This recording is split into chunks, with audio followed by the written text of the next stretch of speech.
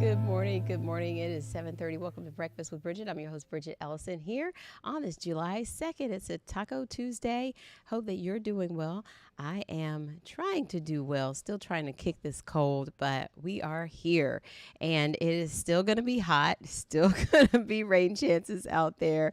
We're going to talk about organ donation today. We have some friends from our legacy here today to talk about that. Also, tying back into Caribbean Heritage Month, which just wrapped up too. So we'll meet a wonderful lady who has dedicated a lot of her service in the community to donation awareness. And so we'll get to that in a live interview in a moment. But first, we want to get back to the Pinpoint Weather Center with the Chief Meteorologist, Candace Campos. You know, congratulations. This is huge. Thank This is you. like, this is the iconic role of any meteorologist, I would say, in what Yeah. we do. Yeah. And Bridgett, I hope you're feeling better. I know I can It's hear it in your voice. Um, I'm frustrated, but I it's know. okay. I know. And it's one of those things you just can't kick, but I know I have big shoes to fill. I mean, Tom, we love Tom and he's been such a just this lighthouse in good, bad, and difficult weather. And the great thing about it is that the team that he has built is the team that's still here. So Yeah. his calm demeanor and the way we do things here doesn't change. It is the way that we are. It's the way we've been built here at News 6. But I'm excited. I'm excited for Yes. the And you'll still be opportunity. with And us. yes, and that's also the nice thing. I get to stay in the mornings. No offense to the evenings. I'm just a lot more of a morning Yeah. person, to be honest.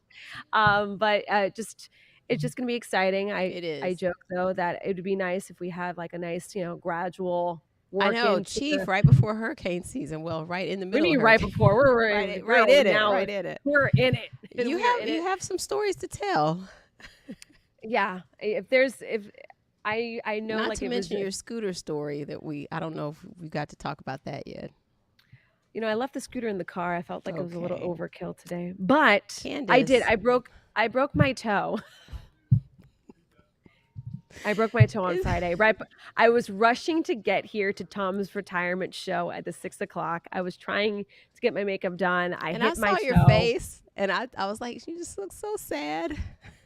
I was in so much pain because we had a big retirement It party was Friday double night. agony. Yeah. I was crying because I was so sad seeing so many folks, retiring. I mean, bittersweet, of course. And then my toe was like my foot's just Yeah. throbbing. Yeah. I saw you So it just across the room, and I was like, she looks like her face, like something's not right. it was after the party where I'm like, I think I broke something. So Yeah. it's Like fine. this It's is more just a than just toe. stub my toe. But Yeah, anyway, I mean, it's all around, that'll be your chief story yeah. when you I mean, you what a way to tell the start. What a way to grandkids. start. I know.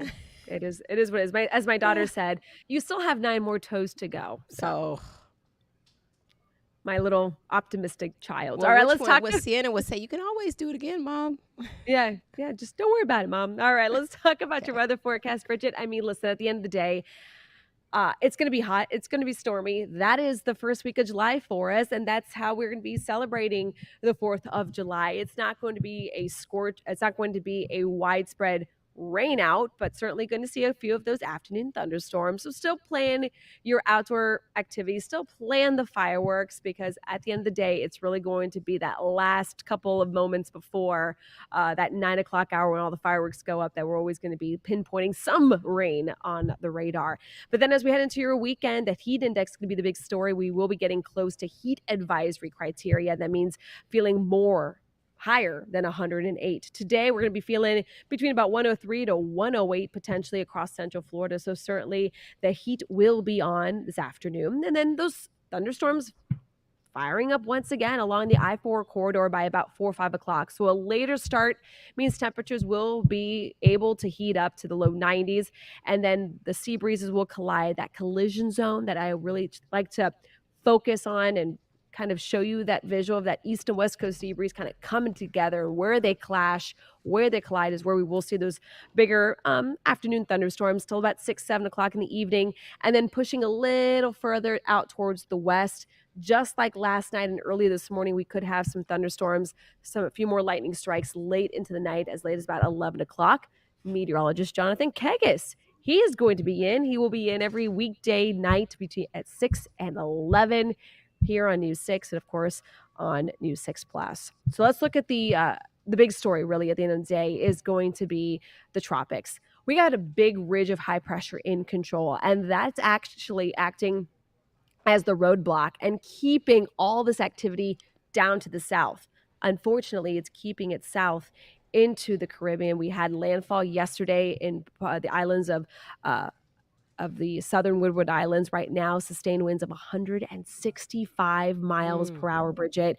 That pressure continuing to drop. We do have hurricane hunters currently in there right now investigating it. The moment we fly into these storms, we get such a great pulse on the storm, really helps the intensity forecasting, the track forecast about 25% better when we actually get hurricane hunters in there. So they're doing amazing work right now. But let's talk about the records. We've been talking about all the records it's already broken since the weekend. But once again, late last night, early this morning, breaking another record. It was the earliest Category 5 hurricane on record. We've only seen 2 Category 5 storms ever in July. The only other one was Emily in 2005, and we know how the 2005 hurricane season was with peak winds, at least with Beryl at 165. And again, it's still holding there. We do have a update coming in any moment now. The official intermediate advisory comes in at 8 a.m. But the forecast still showing a gradual weakening trend. We are waiting to see this storm weaken. Now, with the intensity forecast, we're really kind of in that era of we're really kind of waiting to see because we normally don't see storms like this. Models are having a hard time kind of holding on to an exact intensity. So that's really where we are fluctuating on the forecast models, but still looking as it will be approaching Jamaica by tomorrow, potentially still as a major hurricane. They are under hurricane warning already. Then approaching the Yucatan Peninsula as a Category 1, will then reemerge and hold on to its organization moving into the Gulf of Mexico, which then poses the question of where will it go next? Latest models do show a pretty tight turn to the right, to the north. Could this be a concern for Texas? Maybe areas of Louisiana as we head into early next week. Only time will tell. But it is certainly something we'll be watching. And then on the heels of Beryl, we're watching another broad area of low pressure. Doesn't look nearly as impressive, thankfully, on the satellite imagery, but it's still something worth watching. It has a low chance of development in the next couple of days. That can all change. But the forecast confidence on this one spreads out even wider, especially after it crosses the Windward Islands. So with that being said, we got a big ridge of high pressure that is blocking Beryl from us. And that is basically what Beryl will be kind of rotating around early next week. In the meantime, though, because we're not dealing with the tropics, we really can't complain about the heat, right? We are going to be dealing with those low 90s, feeling like the triple digits. I know, but you know what? At the end of the day, it's either that or tropical weather. So when you're walking out of the grocery store to your car, you can't breathe. It's brutal. Maybe it's just brutal. me. I mean, and I feel like I just can't get going when the heat it just feels like you're swimming through the heat. I know. Can I show you something real quick of what Trooper Steve got me? Yeah. To survive our first hurricane season as chief. Oh, wait. Oh, my goodness. Got me an MRE. Well, we are praying we don't open that. Exactly. So my goal is to put this in my little cubby and not, right? But no, very, very, very sweet. Very Trooper Steve. Along with other little goodies and candies and things like that. Some people get you precious moments or, He gets me MREs because he's funny that way. He is. At least he didn't prank you. Oh my God. Yeah. I'd rather a gag gift from Steve than a prank, but yeah. So a lot of people were asking how the movement of meteorologists would be. So we got Julie, and she is officially transitioning back to the weather department, which we're so excited to have her. Yeah. I mean, she's obviously, always she does here. Both. She can do both. So well. I mean, how many hats does that woman have? It's bonkers. But I'm waiting for her stand-up comedy show too. I'm waiting for her book, to be honest with you. That too. She'll be doing the 4 and the 5, or 4 through the 5 o'clock hour, and then 6 and 11, and of course the 6:30 on News 6 Plus will be with Jonathan Campos. That way, Jonathan can still do what he also loves to do, and So that they're is the streaming splitting world. those afternoons up. Yeah. Okay. So Julie will be back in the weather department full time, and then Jonathan Kegas will be almost a hybrid. So you'll still see him on Weatherwise right after Breakfast with Bridgett. So Yeah. overall, great news. Of course, we miss Tom, but Of course. Yeah. the train's got to keep trucking, and we're all ready to go. Yes. I think he trained up the team well, and Absolutely. I'm still hoping that he gives us a bat signal just in case. Every we need once in it. a while will be nice. Yeah. We Please. got him on speed dial Like still. if he could not to just worry. swing by, right? Yeah, exactly. Just swing by for support, moral support Always. for us. Yeah, Always. yeah. Always. So, but hopefully we can get through this season, and glad that we have everything in place, and we just got to go. Yeah. Got to We'll keep going. on going. Yeah. I got to head over. All right. All righty. Bye, guys. Thanks. Okay. Well, let's head over to Trooper Steve out in results 1. Hopefully, Steve, I need to apologize because yesterday I'm just so like this head cold, and I didn't even get to do traffic with you. I thanked you. I'm so sorry. Well, it was funny because I got the call thanks. from Crystal yesterday. And then, oh, you're talking about that. Gotcha. Yes. I was like, man, we've rolled with all sorts of hiccups over the past 48 hours. hours. And but you didn't even yesterday, get the traffic. I was so out of it. I was like, you were like, thanks, Steve. And I'm like, I didn't do traffic. Okay. You should have told me. You just It was all you had to fine. do is tell me. Hey, the best part is you know what, Bridgett? We've had some really good days. That's true. With traffic, to include today. So let's just knock out traffic right out the top here. Candace has been pinpointing, excuse me, I am now officially outranked. Chief Meteorologist Candace Campos, outranking Trooper Steve here now. Nice really gift covering there. the weather, but yeah, I got to give everybody a little motivation to survive. So our road conditions, oddly, have been really good. Now, to you guys, it might be odd, but to me, this is predictable. Over the next few days, we'll see this become a problem. Right now, Champions Gate to downtown Orlando, only 34 minutes. This is really nice, especially with everything, the holidays coming up here, the holiday on Thursday. If you're headed out towards the airport, I am not your MCO guide, but I'll get you there. Your drive times, super smooth. So from our southwest portion, so if you're coming from 417 to 28, 528 to 436, smooth as day, to include coming in from Claremont, 37-minute drive with some brief slowdowns out there on the Florida Turnpike. The map showing things pretty good this morning across Central Florida. Actually, I'm right close to where that map is. Westbound I-4 right now, approaching the Florida Turnpike. Nice and clear. No slowdowns this morning, Bridgett, anywhere. The ramps are looking good. If you're having your breakfast with Bridgett this morning, just know things are looking good. Taft, good morning to you. Land Street, we saw 3 crashes out there yesterday. This morning, nada. Nice and clear out by our attractions. Poinciana Boulevard, we are having a little bit of a slowdown out there, but this is kind of expected because you guys are right next to where everyone wants to go hang out. Astatula, good morning to you guys. Turnpike 27, nice and clear.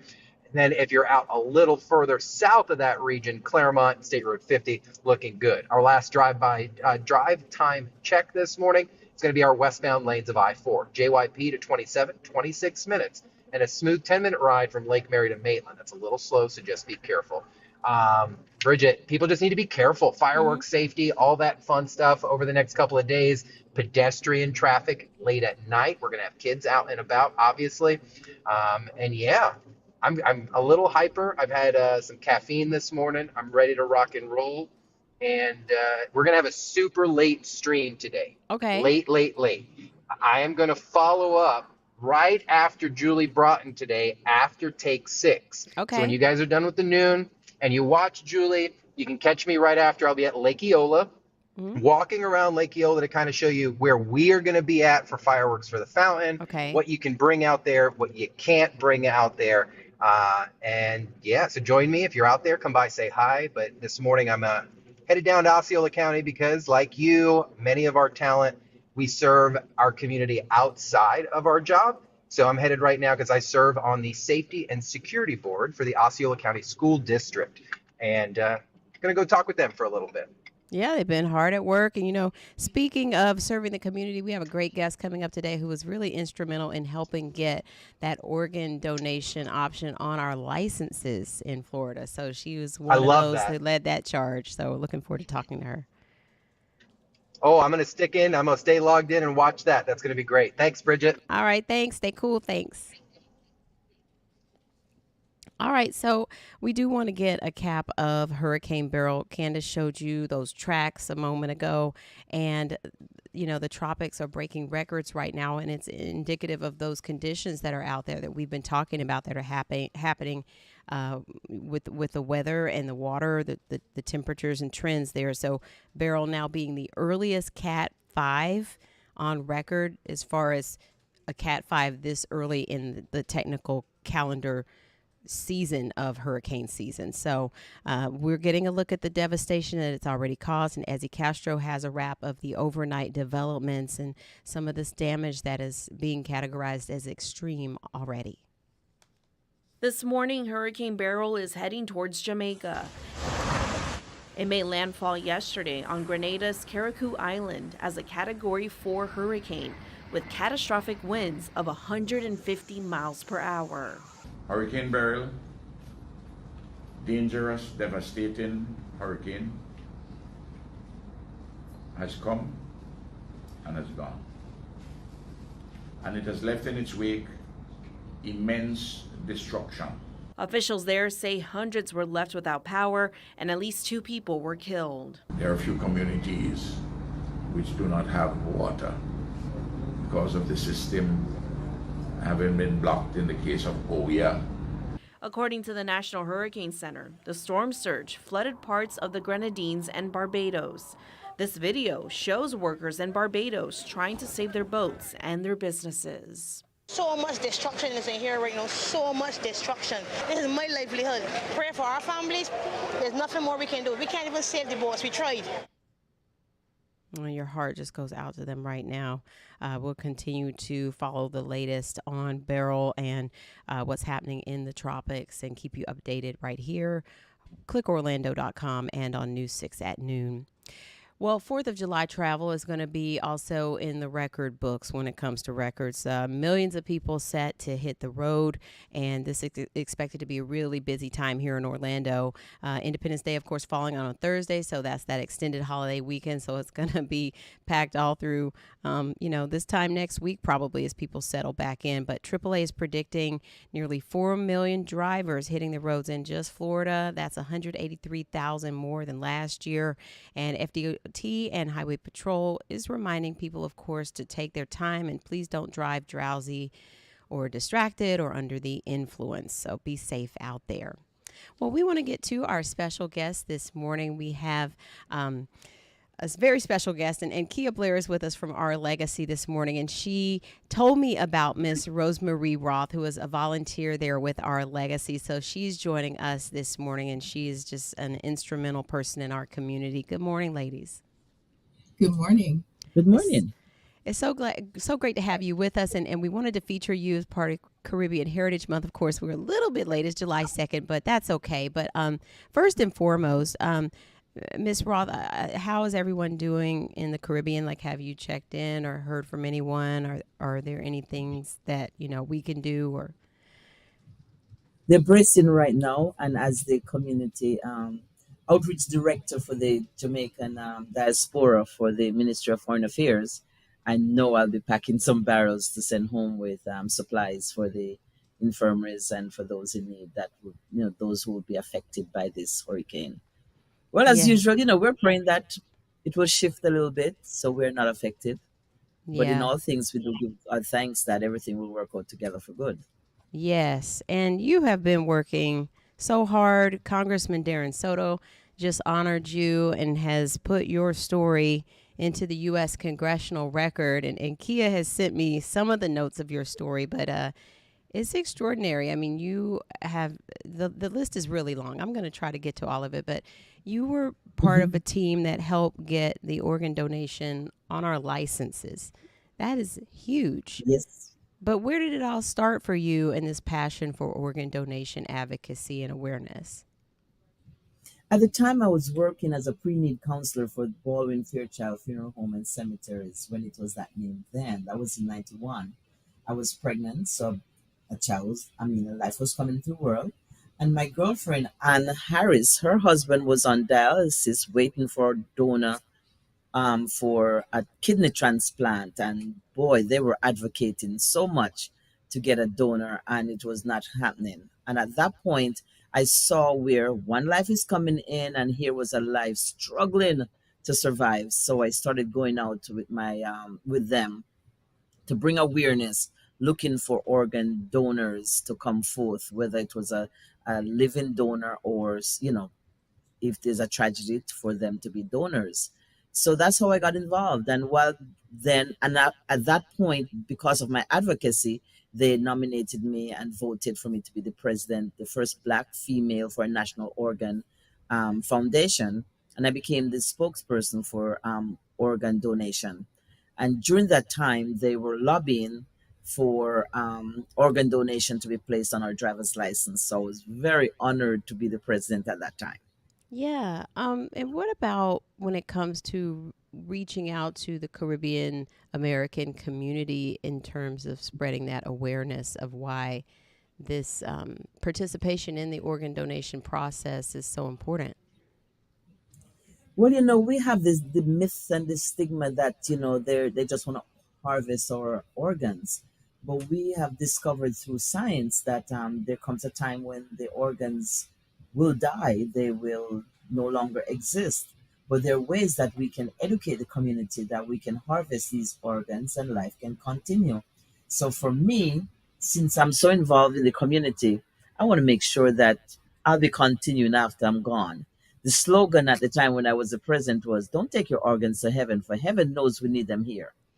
So, if we can leave a legacy behind, I would like to build a hospital, but just in Yeah. case I don't do it, maybe my organs can be transplanted in someone who has that aspiration, and my legacy will continue.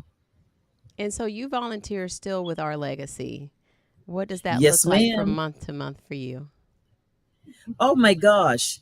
You see, we I don't want to waste anything. Okay, I'm not going to throw anything out.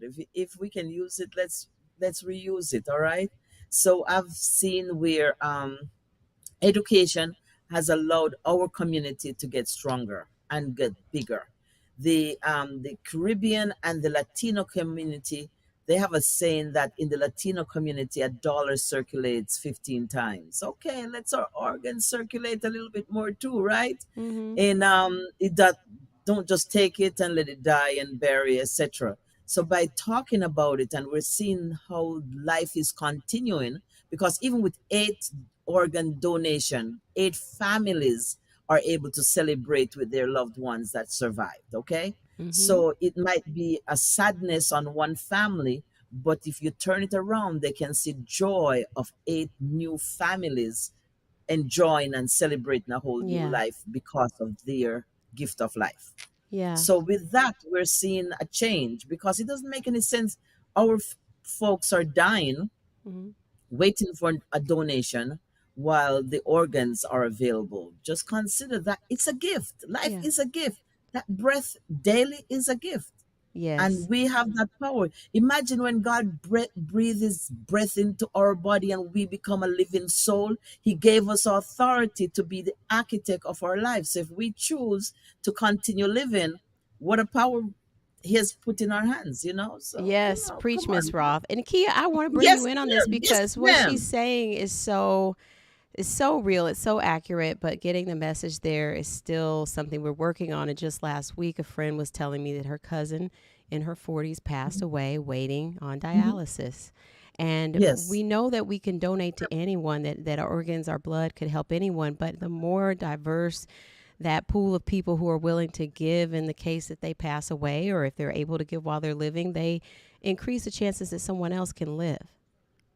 that's right. And you're exactly right. And it takes that information getting to our community that is so vital in reducing the number of people on the transplant list and raising awareness for what we're doing, especially in the Black and African American community. And that's what I love about all the things that Ms. Rock does for organ donation, and not necessarily for our organ procurement organization, but just what she talks about in her radio show, what she talks about when she's helping families with, funeral services, or Mhm. what she's in all of her conversations. She's incorporating donation and how that gift of life is so important for everyone, and how it's so important to provide that education and dispel those myths and misconceptions. And it takes a community servant just like this, a community leader just like this, to change the thought, change the culture surrounding donation. And so we're so appreciative of all the things that she does, and community leaders like you, Bridgett, Oh, thank you. in giving us this platform, and sharing, your knowledge with donation and raising awareness.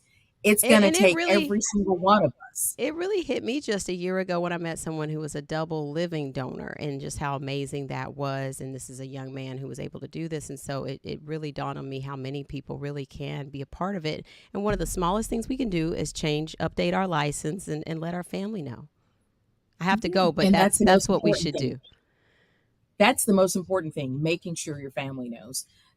So many times people, out of the generosity of their heart, they're at the DMV and they say, well, I want to be a donor, let me sign up, but it stops there, and their families may not be aware of their situation.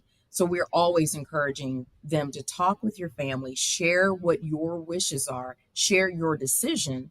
So if something were to happen to you and your family is, dealing with saying goodbye to you, they don't have to worry about that donation conversation, that decision to be made, because you've taken that out of their hands, and let your decision be known.